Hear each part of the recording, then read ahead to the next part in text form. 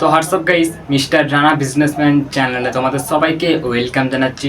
আশা করি তোমরা সবাই অনেক ভালো আছো, আর তোমাদের সাপোর্টের জন্য আমিও সত্যি খুব ভালো আছি। তো ভাই লোক, তোমরা থাম্বনেল থেকে নিশ্চয়ই বুঝতেই পারছো আজকের ভিডিওটা তোমাদের জন্য অনেক বেশি পরিমাণে ইম্পর্টেন্ট।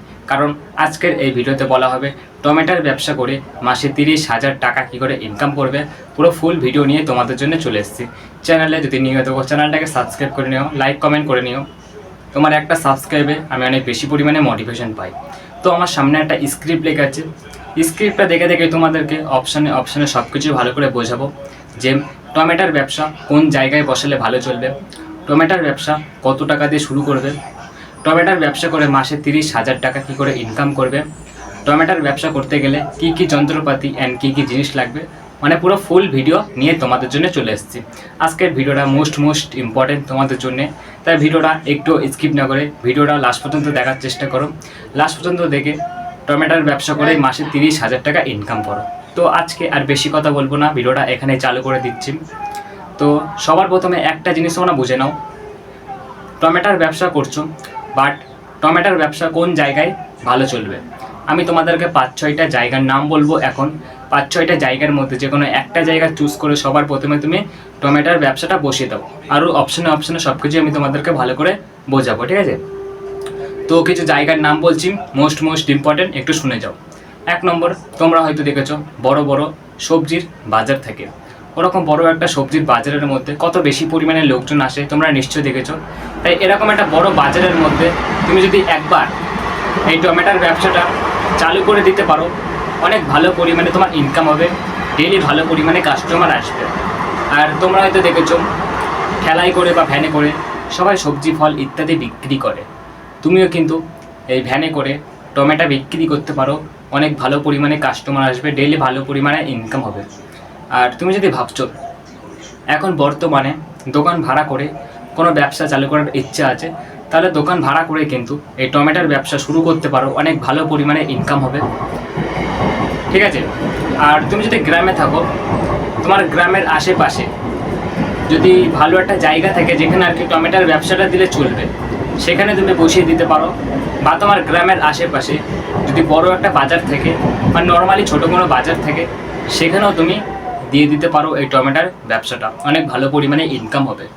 আর তোমরা হয়তো দেখেছো বড় বড় রোড আছে, এখানে আমি ছোট রোডের কথা বলছি না, বড় বড় রোডের পাশে অনেক বেশি পরিমাণে লোকজন থাকে, আর বড় বড় রোডের পাশে সবাই ইত্যাদি ব্যবসা শুরু করে।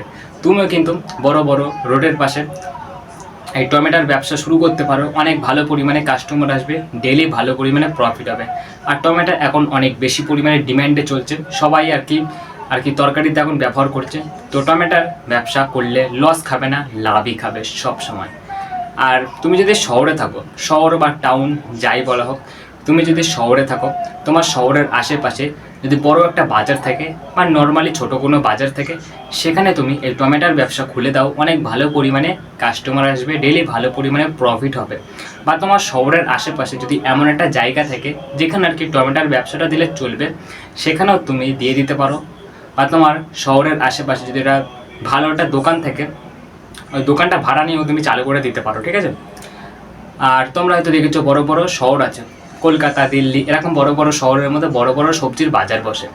ওই সব বাজারের মধ্যে তুমি যদি একবার এই টমেটোর ব্যবসা শুরু করে দিতে পারো, অনেক বেশি পরিমাণে ইনকাম হবে, ডেইলি ভালো পরিমাণে আর কি কাস্টমার আসবে তোমার দোকানে।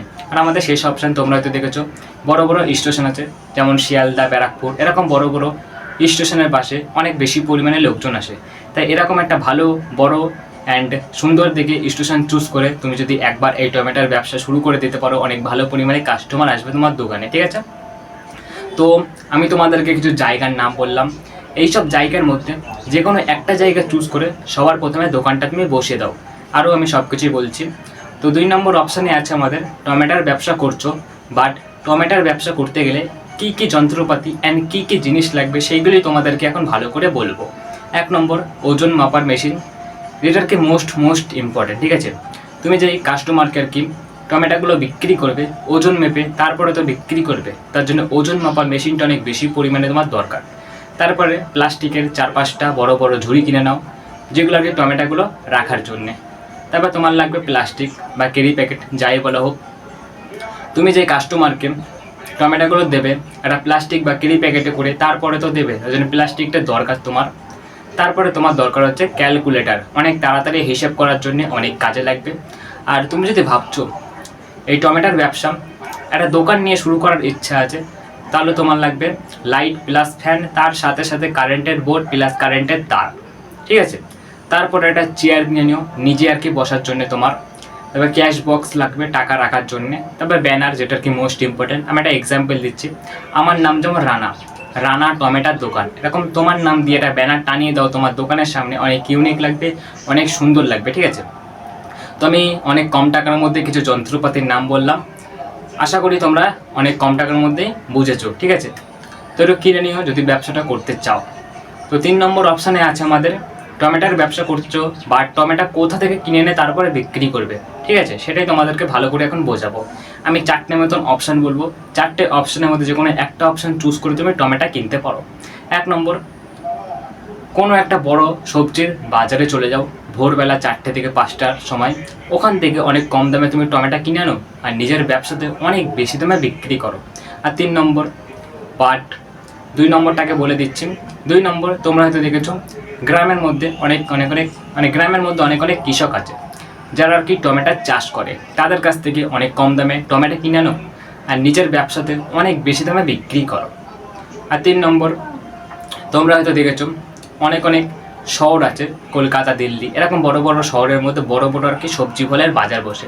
ওইসব বাজার থেকে অনেক কম দামে তুমি টমেটো কিনে আনো আর নিজের ব্যবসাতে অনেক বেশি দামে বিক্রি করতে পারো। আর শেষ অপশান, তুমি নিজের টমেটোর চাষ করে নিজেই বিক্রি করতে পারো।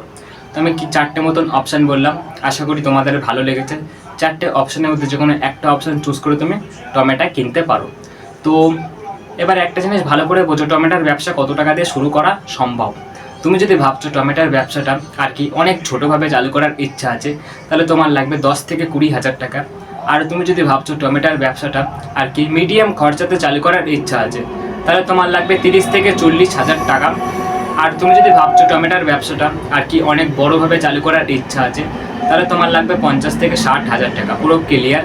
তো এবার একটা জিনিস ভালো করে বোঝো, টমেটোর ব্যবসা করছো, বাট টমেটোর ব্যবসা করে দিনে ও মাসে কত টাকা ইনকাম করা সম্ভব, সেটাই এখন ভালো করে বোঝাবো, একটু বোঝো। তুমি যদি ভাবছো টমেটোর ব্যবসাটা আর কি অনেক ছোটোভাবে চালু করার ইচ্ছা আছে, তাহলে তোমার হার্ডলি একদিনে ইনকাম হয়ে যাবে 1,000 টাকা। আর দিনে তোমার 1,000 করে ইনকাম হলে মাসে ইনকাম হয়ে যাচ্ছে 30,000 টাকা। আর তুমি যদি ভাবছো টমেটোর ব্যবসাটা আর কি মিডিয়াম খরচাতে চালু করার ইচ্ছে আছে, তাহলে তোমার হার্ডলি একদিনে ইনকাম হয়ে যাবে 1,500 টাকা। দিনে তোমার 1,500 করে ইনকাম হলে মাসে ইনকাম হয়ে যাচ্ছে 45,000 টাকা। আর তুমি যদি ভাবছো টমেটোর ব্যবসাটা আর কি অনেক বড়োভাবে চালু করার ইচ্ছা আছে, তাহলে তোমার হার্ডলি একদিনে ইনকাম হয়ে যাবে 2,000 টাকা। আর দিনে তোমার 2,000 করে ইনকাম হলে মাসে ইনকাম হয়ে যাচ্ছে 60,000 টাকা, পুরো ক্লিয়ার। তো ব্যবসার জন্য এবার কিছু টিপস দেবো, মোস্ট ইম্পর্টেন্ট, শুনে নাও, ঠিক আছে। দোকানটা সবসময় পরিষ্কার পরিচ্ছন্ন রাখবে, দোকানটা কখনো নোংরা রাখবে না, আর কখনো পচা টমেটো খারাপ টমেটো বিক্রি করবে না, সবসময় ভালো টাটকা টমেটো বিক্রি করার চেষ্টা করবে। আর সকালে তাড়াতাড়ি দোকান খুলবে 4টে থেকে 5টার মধ্যে। আর কাস্টমারকে ঠকাবে না, কাস্টমারকে ওজনে কম দেবে না, ঠিক আছে। আর দোকানে সবসময় খুচরো টাকা রাখবে। আর যে আসল কথা, কাস্টমার তোমার দোকানে আসছে, কাস্টমারের সাথে সবসময় ভদ্র ভালো ব্যবহার করবে, এমন ভদ্র ভালো ব্যবহার করবে যে সেই কাস্টমারটা তোমার দোকানের জন্য আবার রিপিট আসে পরে।